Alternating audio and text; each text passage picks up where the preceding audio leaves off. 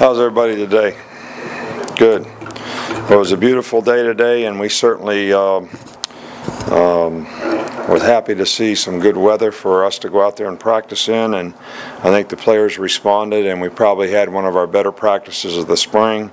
You know, it's been a work in progress to, especially on offense with so many experienced guys and losing so many experienced players, that it's created a lot of opportunity for a lot of young guys. We like the way they're working and improving and responding to that, but obviously the only way we're going to get experience is for those guys to be able to play. But I do think the offensive line has, you know, sort of come together pretty nicely, and you know, Jake seems to be pretty comfortable with the quarterback position, as has all the other guys, getting an equal opportunity at that job. And you know, the receivers, it was obviously, you know, I know that Cam Sims was injured on Saturday and got an ACL, and it's going to be out for a while and definitely need surgery, and it'll be, you know, a lot of hard work for him to get back at all for next season, but we're hopeful, and we know what kind of person he is, and he'll work hard to do it. You know, defensively, we have a lot more players coming back, so the defense has done a pretty good job. I like the energy and enthusiasm that they've played with, and some of the things that we didn't do last year that we're making improvement on, so we'll continue to do that. You know, I'm sure that everybody got the statement from yesterday on Jonathan Taylor's dismissal from the team. I think it's very unfortunate, but you know, the guy came here with some very specific guidelines and zero tolerance, and you know, obviously didn't live up to that. And while we've created many opportunities for players through the years, and sometimes those things have worked out extremely well, and we're sad to say in this case that, you know, it didn't, and we all take responsibility for that. We have a good program here at Alabama, and we have a lot of good players who have done a lot of good things in this community on our team and how they've represented the university, and I feel like we have a lot of people here who have positively impacted players.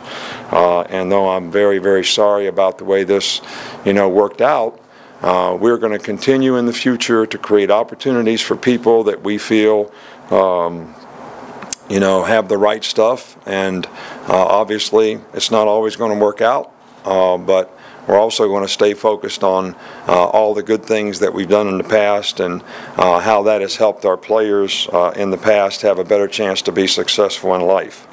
A little disappointed in Geno Smith, and you know, when he does a few things that he needs to do over the next few days, and he's going to have quite a bit of things that he has to do in the future, which I'm not going to be willing to share with anybody. It's kind of a private matter. Then he'll be back on the field, and we'll allow him to practice again. But our focus right now is to try to help Geno in every way that we can, do things that we need to do so he can be a productive person, a productive student, and a productive player. He's always been a good student, and he's always done a good job, and he's always been a good competitor on our team, and has always set a pretty good example in terms of how he's played. From an injury standpoint, other than Cam Sims, we really don't have anything else to report, and we'll certainly got a long way to go. I think we made a lot of progress. We've got one more practice before we scrimmage on Friday. I hope we can clean a lot of things up, and it'll be interesting to see how guys go out there and respond to, you know, a scrimmage type environment where they have to be responsible to make the adjustments and be able to compete and play the next play. You know, we spent a lot of time trying to create an identity with this team in the off season, something that I was a little disappointed in the way we finished last year. In terms of the kind of relentless competitive attitude we have, the discipline we have to execute and do the things that we need to do to have the mental toughness, no matter what the circumstance is, to be, you know, the best that we can be, to take care of the ball, to get turnovers. We just, you know, we've got a lot of things that we need to do this spring to reestablish the identity that we want to have as a football team.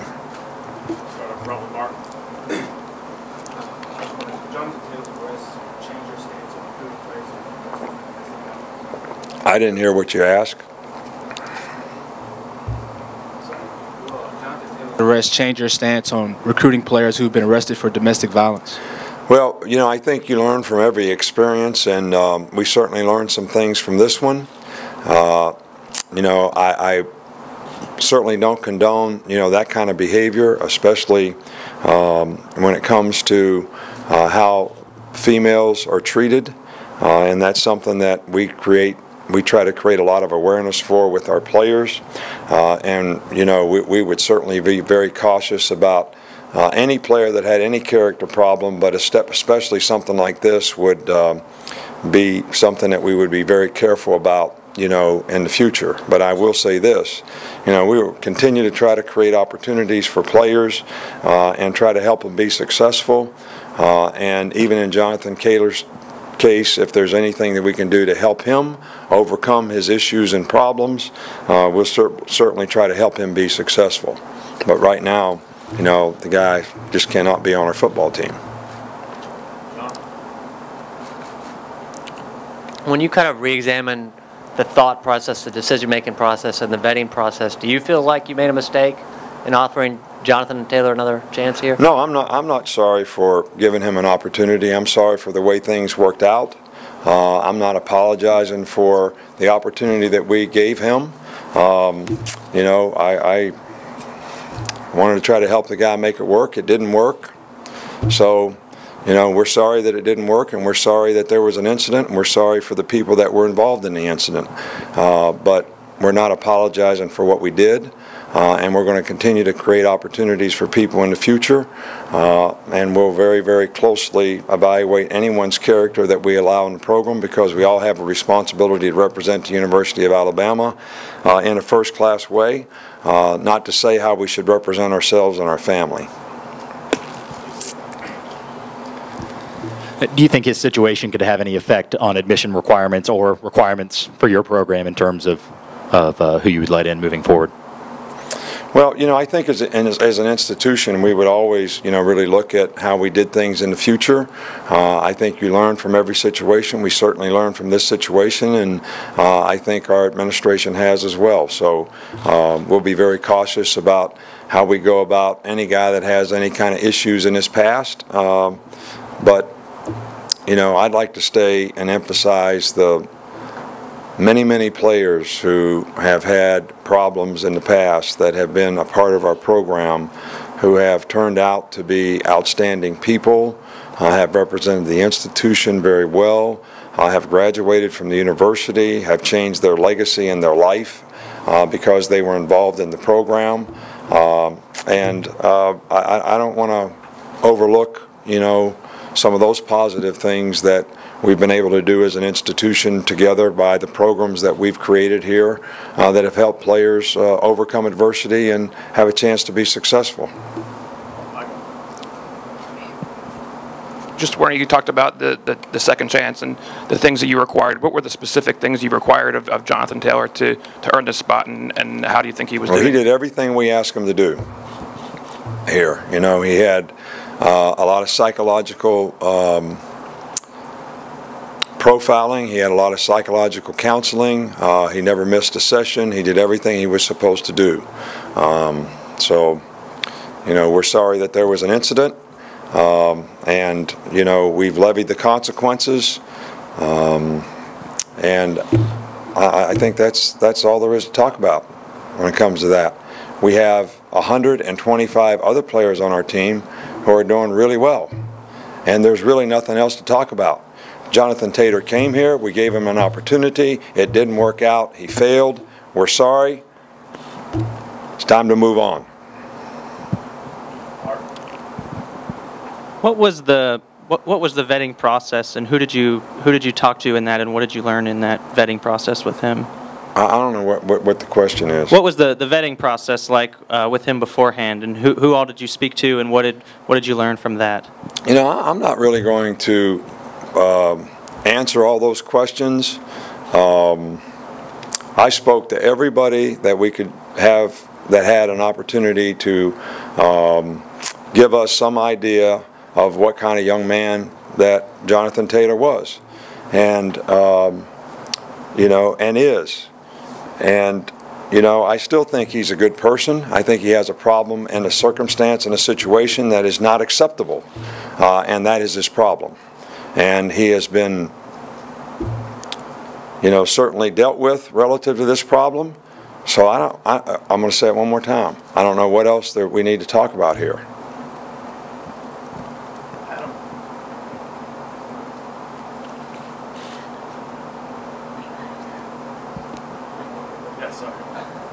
With Gino, was there any consideration to dismissing him and just considering this as the second situation for him with the DUI? How much more discipline? No, you know, we have a drug and alcohol policy here, and we have circumstances that a guy has to go through.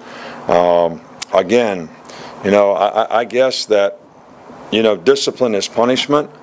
I've always viewed my position as a coach to help young people have a better chance to be successful as you would your own children in your own home. I don't know if you have any children, but you don't throw them out with the bathwater every time they do something wrong. All right, this is a second for him. There is a series of things that he has to do internally, which will be inpatient and outpatient to help him get better. We have a series of counseling things that we're going to do to try to help him with psychological disposition so he can be more positive and not need to do things like this. All right, so we're trying to help the person. All right, and when we feel like we've helped him enough that he can get back on the field, then we'll do that. But I had no consideration because I've never gotten rid of a guy on a second incident when it comes to drugs and alcohol. You don't know about the drug issues because it's not your, you know, we don't release any of that. All right, so we have guys going through this program all the time, and we're trying to help them, and we've been successful at helping a lot of these players. All right, and rather than try to condemn Gino for what he did, which I don't approve of, I don't even drink. All right, so I don't approve of people driving and putting other people in danger when they're drinking. So I don't want you to think I'm condoning what he did. I don't. We're disappointed in it. But we're also here to help our players. And we're going to try to help Gino every way that we can. And, you know, we have a lot of good people who have helped people in the past, and hopefully, you know, we'll be able to help Gino. All right, one more, Alex.